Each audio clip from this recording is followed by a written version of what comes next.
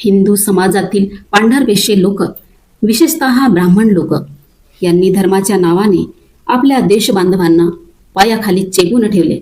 हेच लोक हिंदू, मुसलमान आणि इंग्रज कार्यकर्त्यांच्या सत्तेचा फायदा घेत ऐश आरामी जीवन जगत आले. याच लोकांनी आपल्या धर्मबांधवांना आणि देशबांधवांना गुलामगिरीत ठेवले आणि आता हेच लोक राजकीय गुलामगिरी विरुद्ध बोलत आहेत. काँग्रेसच्या झेंड्याखाली एकत्र येऊन राजकीय स्वातंत्र्यासाठी तुरुंगवास आणि देहदंड सोसण्यास ते तयार आहेत, पण अस्पृश्यांना सामाजिक आणि धार्मिक समता देण्यास मात्र तयार नाहीत. बाबासाहेबांचा आवाज आणखी कठोर झाला. ते म्हणाले, सरकारी नोकऱ्यांमधील मुक्याची ठिकाणे मिळवण्याचा प्रयत्न बहुजन आणि अस्पृश्य समाज करू लागला की त्यांना तुम्ही या जागा भूषवण्यास लायक नाही असे सांगितले जाते.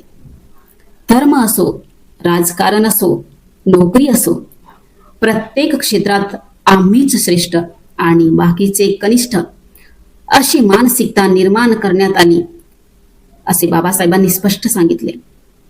पण बाबासाहेब इथेच थांबले नाहीत. त्यांनी अस्पृश्य समाजाला एक स्पष्ट संदेश दिला. तुम्ही कोणाचीही गुलामगिरी मानू नका. त्यांनी सांगितले, ब्राह्मणेतर आणि अस्पृश्य समाज जर एकत्र आला आणि स्वतःच्या प्रगतीची चळवळ उभी केली तर तो समाज या मानसिक गुलामगिरीतून मुक्त होऊ शकतो. पण त्यांना एक मोठी अडचण दिसत होती.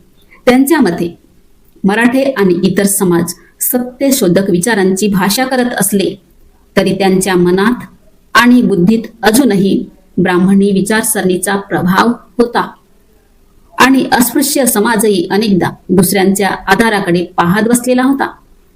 बाबासाहेबांनी मात्र स्वतःची भूमिका अगदी स्पष्ट केली. ते म्हणाले, मी मनाने व बुद्धीने ब्राह्मणांच्या गुलामगिरीतून मुक्त झालो आहे. आणि मग या संपूर्ण भाषणातील सर्वात लक्षात राहणारे शब्द आले.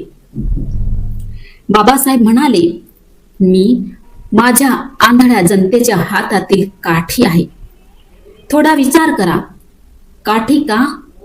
कारण ज्याला रस्ता दिसत नाही त्याला काठी दिशा देते, पडण्यापासून वाचवते, खड्डा कुठे आहे हे जाणवून देते आणि योग्य वाटेवर चालायला आधार देते. बाबासाहेबांनी स्वतःची तुलना याच काठीशी केली. त्यांचा हेतू स्पष्ट होता. आपल्या समाजाला कोणाच्याही गुलामगिरीत ठेवायचे नाही. त्यांना स्वतःच्या